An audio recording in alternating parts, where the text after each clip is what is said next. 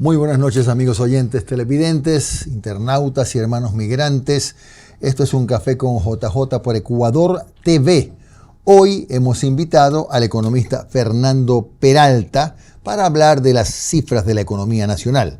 Él es consultor financiero y tributario, socio BPO de Finanzas e Impuestos en Balta Hers, catedrático universitario y también ex senior manager de BPO, Impuestos y Economía en Deloitte. Vamos a conversar con nuestro invitado porque sin duda ninguna es bueno que nosotros tengamos a la mano una especie de diagnóstico de lo que fue el año 2025, un crecimiento de casi el 4%, que es importante, pero que tiene alguna explicación, por cierto, y lo que se proyecta por el próximo año. Economista Peralta, gracias por estar con nosotros. Este 2025, ese crecimiento de casi 4%, ¿a qué obedece? ¿Es real? ¿Es efecto rebote? ¿Tenemos que quitarle el mérito que lo tiene, por ejemplo, el incremento de las exportaciones de productos no tradicionales? ¿Cuál es, en resumen, el 2025 que ve un economista como usted? Mira, gracias Jimmy por la invitación. A ver, en resumen, podemos señalar que el crecimiento económico, que va a ser del orden del 3.5, 3.8, casi 4%, efectivamente proviene por dos variables importantes. Tú bien me lo mencionaste por el tema de la recuperación económica, el rebote que se da en la economía. Acordémonos que el año 24 cerramos con menos 2%, producto principalmente por esos meses que tuvimos el problema energético. Claro. Ahora, para el año 2025, no tenemos el problema energético, la producción se recuperó la capacidad instalada, y por ende ese fue uno de los grandes motores. Otro que también va atado a ello es el tema del incentivo de las exportaciones, ¿no? Acordémonos que hasta mediados del 2006 estábamos en el orden del 3.8% de crecimiento, cerraremos quizás el 3.8 también o 4%, y esto está dado por una variable interesante que ha pasado recién en el año 2025, el tema que las exportaciones no petroleras han superado sustancialmente a las exportaciones petroleras respecto a la balanza comercial. La balanza comercial va a rondar, cuando hablo de balanza comercial positiva, es que las exportaciones totales van a ser más que las importaciones, va a rondar aproximadamente en 5.500 millones de dólares. De esos 5.500 millones de dólares, 4.000 millones de dólares son por las no petroleras y el restante 1.000 millones por las petroleras. Hay algo interesante, que hay una combinación tanto de aumento de exportación como de precios relativamente interesantes. Sectores como el camarón, el banano, el cacao, la minería han sido los grandes motores de esa exportación, y que se estima que para el año 2026 sigue esa tendencia, quizás un poco menos el precio en el cacao, que se está estabilizando, pero la tendencia es ella. El gran reto que creo que para el 2026 será la parte de las exportaciones petroleras. Acordémonos por qué ha disminuido sustancialmente el 25. En julio, agosto, acordémonos que hubo esta ruptura de los oleoductos SOTE-OSP, que hizo que se reduzca sustancialmente la producción, la cantidad producida.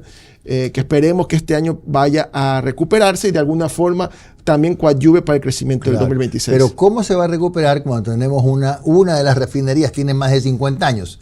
Sí. Y la proyección de crecimiento es muy pobre, sobre todo porque lamentablemente siempre hay algunos tropiezos, yo digo que son tropiezos que se generan dentro de Petroecuador, del Ministerio de Energía, qué sé yo, porque los inversionistas extranjeros tienen algún tipo de preocupación y de temor de invertir en petróleo. ¿Cómo se puede recuperar un sector que está tan deprimido, entre otras cosas, por la supuesta inseguridad jurídica? A ver, hay algunos puntos interesantes que señalas.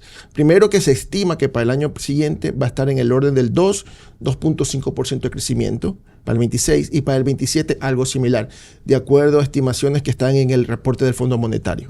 Ahora, lo que sucede con el tema petrolero, lógicamente, que tiene que haber una combinación de inversión nueva, tiene que abrirse en campos petroleros, de alguna forma las concesiones en el sector privado que puedan ayudar al tema petrolero, también una revisión interna de Petroecuador y todo su proceso administrativo. Lógicamente estoy de acuerdo contigo, la refinería, acordémonos que la refinería sustancialmente sirve para transformar en derivados y poder el consumo local, para tratar de disminuir la importación de derivados. pero a nivel de petróleo, extracción del crudo y enviarlo como un valor no derivado, yo creo que va a haber un crecimiento o una recuperación respecto a lo que pasó. Ahora, lógicamente, que si pasa un evento climático, catastrófico, no controlado, lógicamente va a tener problemas. Pero la idea es que esto, en términos normales, debería recuperarse, la producción no perdida en julio, agosto del año pasado, y lógicamente tenemos que aumentar la producción de petróleo, y lógicamente tendrá que haber una inversión. Sobre todo la exploración, porque según los entendidos en la materia, las reservas no pasarán de 2 años y medio o 3, ¿no?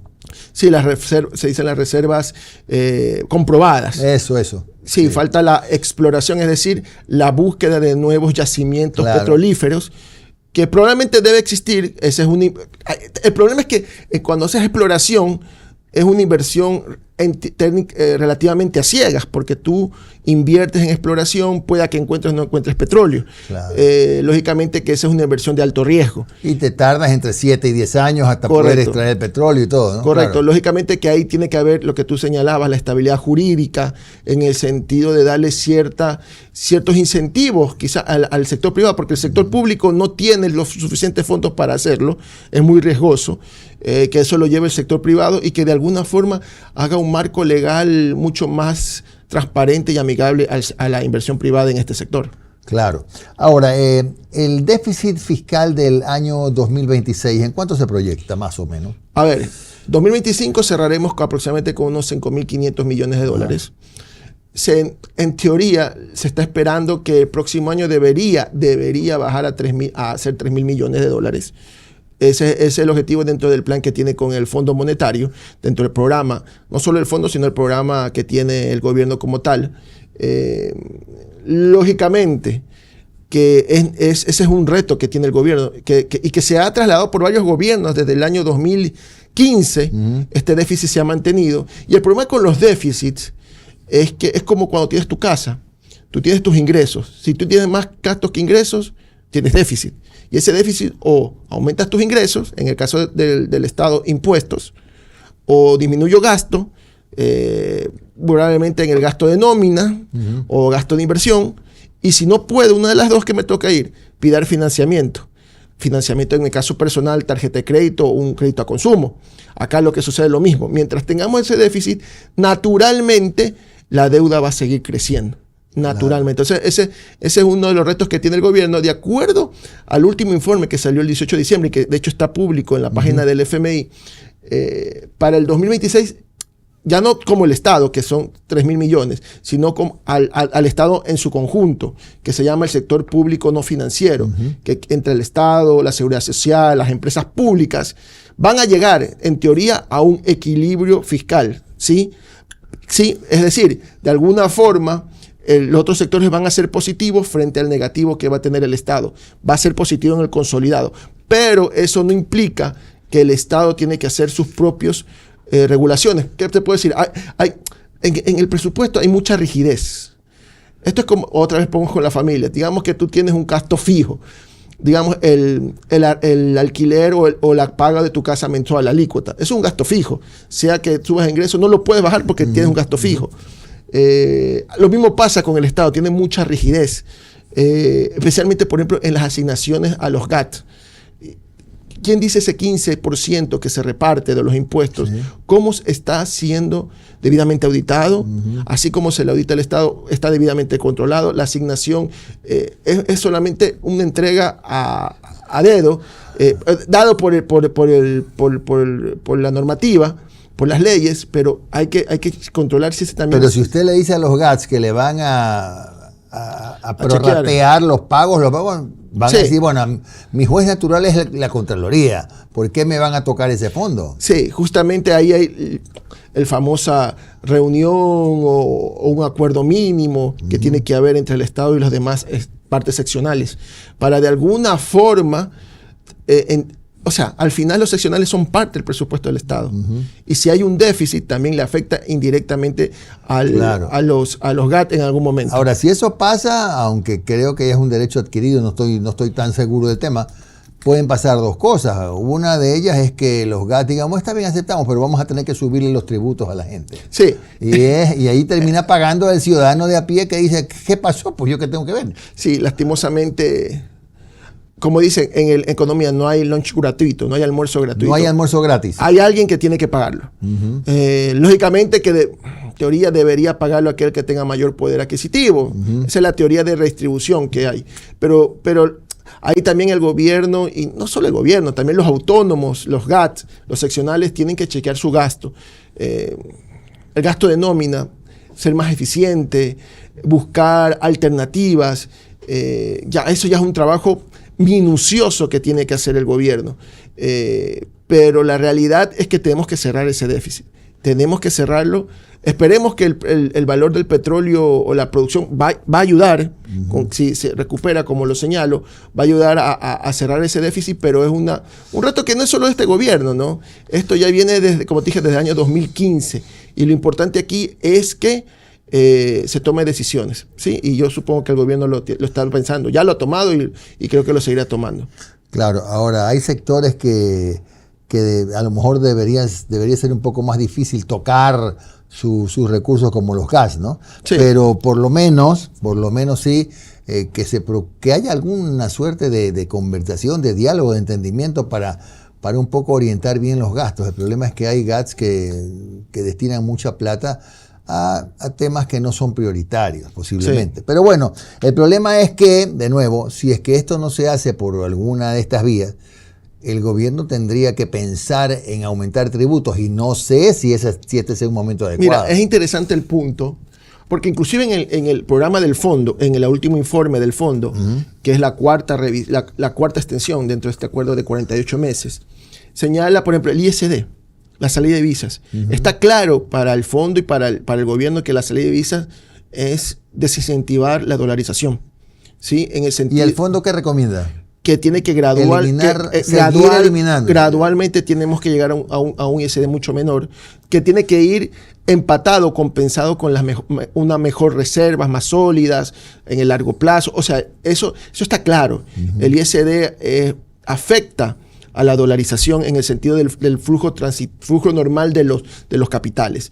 Ahora, lógicamente que el gobierno nacional tiene que tomar una decisión, muy probablemente que sea una decisión progresiva de los impuestos a los que más tienen o algo por el estilo. Por ahí he escuchado que quieren, que se escucha, ¿no? Pero al final el gobierno es el que toma la decisión, una tasa mayor en impuestos a las sociedades para cierto volumen de ingresos. De eso hablamos en el siguiente bloque, Fernando, porque justo tenemos que ir a la pausa. Vamos a conversar qué tiene que hacer, un poco a calcular, a estimar qué tiene que hacer el gobierno para pasar la ola del año 2026.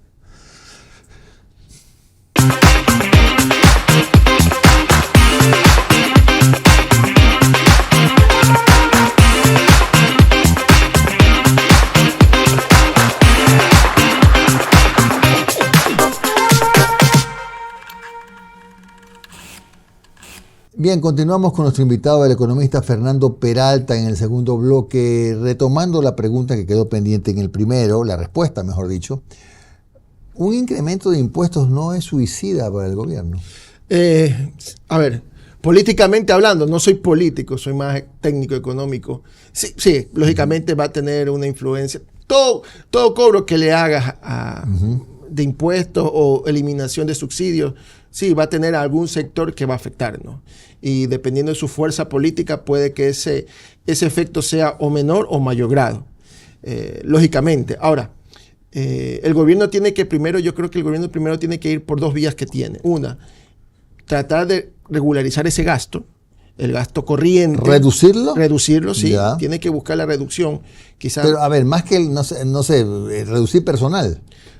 Puede haber. Porque la inversión en obra pública tampoco está muy baja. Así es. Está muy baja. Pero quizás, sí. La deuda consume muy gran parte del presupuesto. Sí. Tenemos el 50%. De la deuda. El 50% del PIB es deuda. Estamos a 48, subimos a 50. Es demasiado. O comenzar a fusionar ciertos sectores, centralizar, y de forma tal que ciertos sectores que se puedan fusionar, comenzar ese tipo de de acciones. Lo que toca, esto es como una economía de guerra, te toca priorizar. Entonces la priorización va a ser un factor clave para este 2026. Claro. Ahora, ¿en qué nos beneficia el hecho de que hoy que estamos conversando en este programa, que es el número 63, el riesgo país está en 490 puntos? Mira, yo he escuchado, 490 significa técnicamente un 4.9% adicional a la tasa libre de riesgo. Ya, ok. Es decir, la tasa libre de riesgo está aproximadamente al 4%. O sea, máximo el techo son 8.9%. Ya. ¿Eso qué significa? Que mientras más baja el riesgo país, la oportunidad de obtener créditos mucho más baratos se vuelve una oportunidad, no solo para el sector público, sino para el sector privado a la hora de invertir ciertos proyectos que con una tasa arriba de 8, 15, 20, quizás no eran atractivos invertir porque la recuperación no daba para la tasa esperada. Con un 8% el dinero se vuelve relativamente más barato y ciertos proyectos ya pueden ser destinados, porque ya tengo una tasa mucho más atractiva. Ahora, lógicamente, que la tendencia tiene que ir a la baja. Acordémonos que en su momento hubo un riesgo país de 1.800. Sí, claro, sí, claro. Bajamos casi. Un escándalo eso. Hemos bajado y la tendencia es a la baja, atado a este acuerdo de largo plazo con el FMI. La expectativa es del gobierno, entiendo, es que baje a menos de 400. Con eso menos de 400 tiene oportunidad de abrirse a los mercados de capital para obtener quizás un financiamiento de 1.000 millones.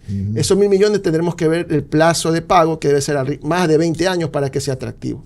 ¿Cómo entendemos lo que está pasando ahora? Porque en números, el comportamiento del gobierno en el manejo económico tiene buenas notas, porque está un riesgo país de 490, un déficit aparentemente pues manejable, una reserva internacional, una reserva de más de 10.000 millones que nunca lo habíamos logrado. Está haciendo buena letra, ¿no? ¿Y cómo es que no hay recursos suficientes para la atención, ejemplo, de los hospitales públicos? A ver, son buenas, podemos decir que macroeconómicamente es relativamente estable. Hay como buenos puntos, buenas notas que hemos logrado, pero todavía falta mucho camino por seguir. No solo este gobierno, sino los gobiernos futuros, que sigan esa ruta. Esto es como, por ejemplo, un enfermo terminal. Voy a poner un enfermo terminal que lastimosamente sufre de cáncer. Ya. Ese es el Ecuador. Lo primero que sube, digamos que tiene alto nivel de temperatura, fiebre. ¿Qué es lo que primero tienes que hacer? Es bajarle la fiebre. Ya, justamente eso ha hecho el gobierno, bajarle la fiebre, pero no ha terminado el cáncer. El cáncer hay que tratarlo de forma mucho más intensiva. Yo creo que ese es el camino que tiene el gobierno. No estamos ya en la panacea, pero se está haciendo los pasos para ese camino. Ahora, lógicamente, que el tema público, lo que decía anteriormente, la priorización del gasto, tratar de eficientizar el gasto, ser más productivo en el gasto público. Esa va a ser una de las tareas que tiene el gobierno en el 26-27. Lógicamente, que si se logra esa eficiencia, tiene que caer al sector social, salud, social educación, vivienda y principalmente ahora que sufrimos el tema de la seguridad. Claro. A eso iba Fernando.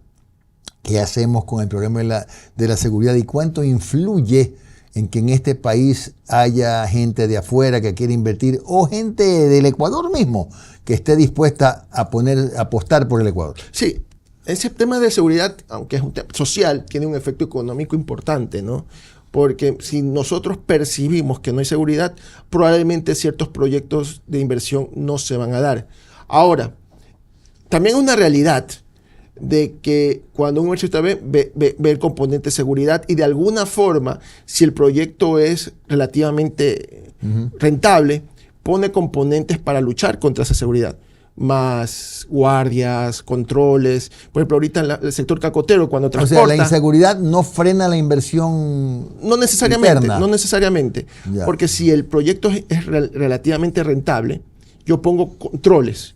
Eso, yo he visto que el sector cacotero, hasta antes no tenía guardias que llevaban el cacao desde la producción a los centros de acopio, la exportación. Sí, claro. Ahora sí lo hay. ¿Por qué? Porque el precio del cacao y la producción me está dando el colchón para poder hacerlo. Entonces todo depende de eso. Ahora, lógicamente que yo quisiera que haya seguridad natural pública, que ese es el estimable, yo creo que va a tomar un poco tiempo porque el tema del narcotráfico, el tema de la seguridad, no solo se arregla a corto plazo, sino al mediano largo. Claro. Ahora, yo te pongo un ejemplo, Colombia. Colombia vivió en los años 80, 90 peor que Ecuador, ¿no? Pero siguió habiendo crecimiento. ¿Por qué? Porque al final, en el tema de seguridad, no solamente es un componente más dentro de la visión que uno tiene para invertir. Claro. Lógica, vuelvo y repito, esto no significa que yo estoy cómodo, nadie está cómodo con la seguridad. Nadie. Pero yo creo que es un acápite que los inversionistas lo ponen como otro punto a considerar, siempre y cuando el proyecto de inversión me lo dé. Claro. Ahora, Fernando, el oro hoy está en 4.500 está ya, la onza. ¿Cuál es la explicación que hay para ese incremento del precio del oro? Es cierto que mucha gente está optando por reemplazar, por así decirlo, los papeles, billetes, y surtiéndose de oro, lo que ha hecho aumentar la demanda y por lo tanto el precio. Mira, es interesante porque es un tema internacional, $4.500 la onza con expectativas de crecimiento. Lo que se sucede en los mercados internacionales es una realidad. El oro relativamente es el activo más seguro. Eso es importante. Seguro. Eso es el activo más seguro que puedes tú comprar. Y se activa el precio del activo más seguro porque quizás otros activos que se invierten tienen grados de riesgo importantes. Claro que sí. Entonces, ¿qué pasa? El gobierno de los Estados Unidos en el 2026 tiene que hacer fuertes pagos de la deuda. Trillones de dólares. Fuerte pago de la deuda. Hay inversionistas que piensan que puede haber un problema. Entonces, eso de alguna forma, tú tratas, ya viendo esa probabilidad, tú tratas de salir de eso y asegurarte en oro porque tú tienes esa estimación. Entonces viene la demanda, sube el precio y la oferta sube el precio. Tanto es así. Y a mí me gusta también ver esto del Bitcoin, de las criptomonedas. También el Bitcoin está relativamente de baja. Está ahorita en los $80,000 por Bitcoin. Cuando estuvo en su momento 100,000, 120,000. Porque también es un activo riesgoso. La gente dice, no, prefiero el oro como un lugar de seguridad. Un activo más seguro. Un activo más seguro. Entonces yo creo que esa es la tendencia actual. Acuérdate, también, no sé si la última semana has escuchado de la posible crisis, de la burbuja de las AI. Sí. También eso activa. O sea, la gente está reclamando, comprando oro como pueda. Acuérdate que en el año 2000, cuando hubo la burbuja de los .com, todo el mundo compraba, pero luego se bajó porque muchas son solamente expectativas, se vuelve la realidad. Entonces, justamente eso está pasando. Lógicamente que el oro yo creo que se va a mantener así en el 26, quizás dependiendo de la economía vaya a bajar, luego cuando ya se tranquilicen los mercados, pero esa es la tendencia. Claro, ahora guardando las distancias, es lo mismo en Ecuador también, hay mucha gente que prefiere acá invertir en oro.